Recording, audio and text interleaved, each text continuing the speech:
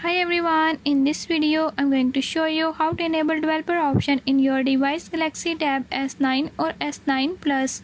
In this device Galaxy Tab S9 or S9 Plus, I'll show you how to enable it. Before I start, if you are new to my channel, don't forget to subscribe and press bell icon. Watch complete video and learn how you can do it. Let's watch the video.